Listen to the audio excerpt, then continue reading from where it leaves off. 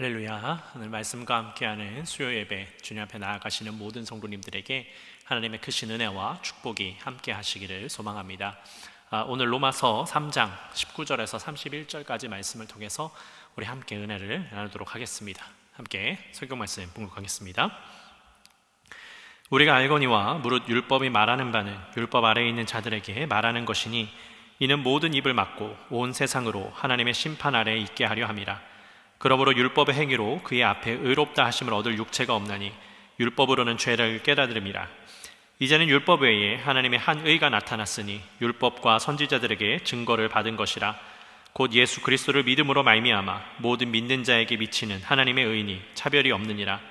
모든 사람이 죄를 범하였음에 하나님의 영광에 이르지 못하더니 그리스도 예수 안에 있는 속량으로 말미암아 하나님의 은혜로 값없이 의롭다 하심을 얻은 자 되었느니라.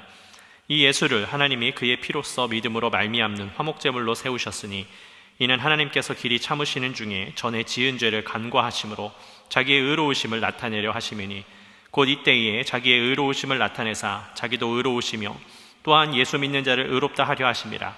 그런즉 자랑할 때가 어디냐? 있을 수가 없느니라. 무슨 법으로냐? 행위로냐? 아니라 오직 믿음의 법으로니라. 그러므로 사람이 의롭다 하심을 얻은 것은 율법의 행위에 있지 않고 믿음으로 되는 줄 우리가 인정하노라. 하나님은 다만 유대인의 하나님이시냐? 또한 이방인의 하나님은 아니시냐? 진실로 이방인의 하나님도 되시느니라. 할례자도 믿음으로 말미암아 또한 무할례자도 믿음으로 말미암아 의롭다 하실 하나님은 한 분이시니라. 그런즉 우리가 믿음으로 말미암아 율법을 파기하느냐? 그럴 수 없느니라. 도리어 율법을 굳게 세우느니라. 아멘. 네, 오늘 이렇게 온라인으로 함께 주님 앞에 나아가는 모든 성도님들에게 하나님의 크신 은혜와 축복이 함께 하시기를 소망합니다. 여러분, 우리가 읽는 이 로마서에는요, 율법에 대해서 아주 잘 말씀하고 있습니다. 오늘 본문 속에서도 이제 율법에 대해서 설명을 하고 있는데요. 율법이 말하는 바는 율법 아래에 있는 자들에게 말하는 것이니 이는 모든 입을 막고 온 세상으로 하나님의 심판 아래에 있게 하려 함이라 라고 그렇게 고백하고 있습니다. 여러분, 그렇습니다. 이 율법이라고 하는 것은요, 우리가 죄 아래에 있다는 것을 알려주는 하나의 척도라고 제가 몇 번 말씀을 드렸습니다. 그러니까 이 율법이 아니라면 우리가 죄를 짓고 있는지 아닌지 알 길이 없는 것이죠. 어떤 기준점이 있어야 되는데 이 율법이라는 것은 그 기준점을 이야기하고 있습니다.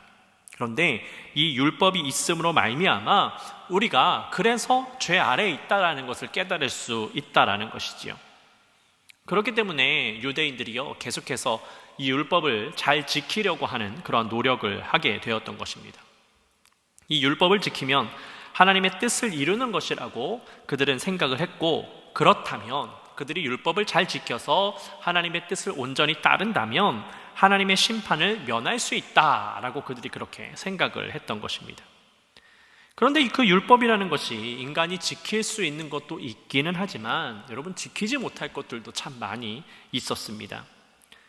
그렇기 때문에 우리가 율법으로 말미암아 이 땅에서 하나님의 심판 아래에 있게 된다는 것은 자명한 일이었습니다. 왜냐하면 하나님께서 기준점을 주셨는데 그 기준점을 충족하지 못했기 때문에 우리가 심판 아래에 있을 수밖에 없는 것이지요.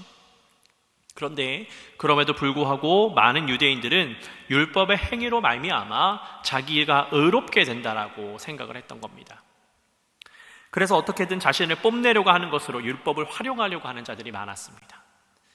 여러분, 어떠한 기준점이라고 한다면요, 그 기준점을 충족해야 됩니다. 그런데 기준점을 충족하지 못한다고 해서 자기가 그래도 이만큼 됐으니 다른 사람들보단 위에 있다, 이것보다 나보다 더 못 지키는 사람들보다는 하나님께서 나를 선택하실 것이다 라고 하는 생각이 이 유대인들 마음 가운데 있었던 겁니다. 그러나 여러분, 커트라인이라고 그러죠. 그 기준점을 넘지 못하면 여러분 아무것도 아닌 겁니다. 그런데 그 율법의 기준점은요, 인간이 할 수 없는 기준점이 너무나도 많았습니다. 그렇다라는 것은 그 율법으로 말미암아 우리 모두가 심판 아래에 있다라는 것을 분명히 얘기해 주는 것이지요. 그래서 오늘 본문은 우리에게 말씀하기를 율법의 행위로 그의 앞에 의롭다 하심을 얻을 육체가 없나니 율법으로는 죄를 깨달음이니라 라고 말씀하고 있는 겁니다. 여러분 그렇습니다. 율법의 행위는요 우리를 의롭게 할 수가 전혀 없습니다. 이 율법의 행위로는 우리가 구원받을 방도가 없습니다. 단순히 그것은 그냥 죄의 척도이기 때문이지요. 왜냐? 구원은 오직 예수 그리스도에게만 있습니다. 우리의 행위로 구원을 받는 것이 아님을 분명하게 깨달아야 됩니다. 그래서 사도 바울은 그 율법을 뛰어넘는 것을 말씀하고 있습니다. 이제는 율법 외에 하나님의 한 의가 나타났으니 율법과 선지자들에게 증거를 받은 것이라 곧 예수 그리스도를 믿음으로 말미암아 모든 믿는 자에게 미치는 하나님의 의니 차별이 없느니라. 여러분 그렇습니다. 예수님의 탄생은요 구약 예언의 성취였습니다. 그리고 율법의 완성이었습니다. 그렇기 때문에 그분으로 말미암아 하나님의 의로움이 드러날 수밖에 없는 것이지요. 만일 예수님의 탄생이 이 구약의 예언의 말씀과 전혀 상관이 없다라고 한다면 여러분 어찌 하나님의 의가 드러나겠습니까? 그간 구약의 말씀을 따라온 수많은 사람들이 어찌 이 예수 그리스도의 삶이 예수님께서 말씀과 관계 있는 분이냐라고 말할 수 있겠습니까? 여러분 우리 이 감리교 신학에서는요 이성을 참 중요시합니다. 그만큼 합리적인 생각을 할 수 있는 신앙을 추구한다는 말을 하는 것이지요. 그러니까 만일 예수님께서 오셔서 전혀 다른 것을 말씀하는 분이라면 하나님의 그 구약의 예언의 말씀과 전혀 다른 것을 이야기하고 다른 방향성을 제시한다라고 한다면 여러분 구약의 예언의 성취가 하나도 이루어지지 않았는데 우리가 어떻게 합리적이고 이성적인 신앙생활을 할 수 있겠습니까? 여러분 이 세상에서요 다른 종교들도 예언이 이루어지는 것에 대해서 민감하게 반응을 하지 아무것도 아닌 것에는 반응하지 않습니다. 그렇기 때문에 여러분 말씀을 이루시는 그 예수 그리스도를 믿어야 하는 겁니다. 그분이 인간으로서는 완전히 이루지 못할 그 율법을 완성하러 이 땅 가운데 오셨다라는 것을 우리가 온전히 믿어야 되는 것이지요. 그래서 인간의 능력으로는 할 수 없는 그 일을 예수님께서 하셨다, 하나님께서 하셨다라는 것을 우리가 따라갈 수 있는 겁니다. 율법은 오늘 말씀 속에서 나오지만 율법으로는 죄를 깨달을 뿐입니다. 그런데 그 죄를 깨달은 우리가 예수님께서 이 땅에 오심으로 말미암아 그분 앞에 나아가서 회개할 수 있는 것 아니겠습니까?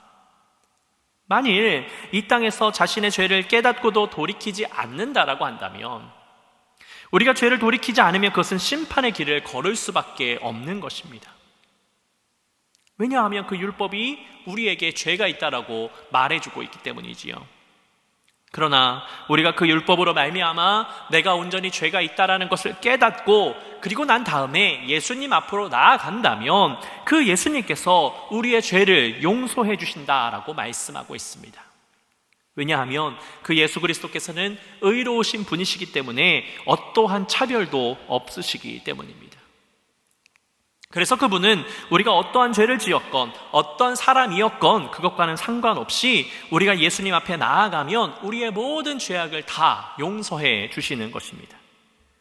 그래서 우리는 우리의 노력이 아닌 예수님께서 거저 주시는 그 은혜로 말미암아 속량을 얻었고요, 하나님의 은혜로 값없이 의롭다함을 얻을 수 있게 된 것입니다. 이 모든 일이 가능한 것은 하나님께서 이 예수 그리스도를 이 땅 가운데 화목 제물로 보내셨기 때문입니다. 우리가 아무리 죄악 가운데 살았어도요 하나님은 우리를 용서해 주고 싶어 하셨고 그래서 우리가 하나님께로 돌아오기를 원하셨습니다.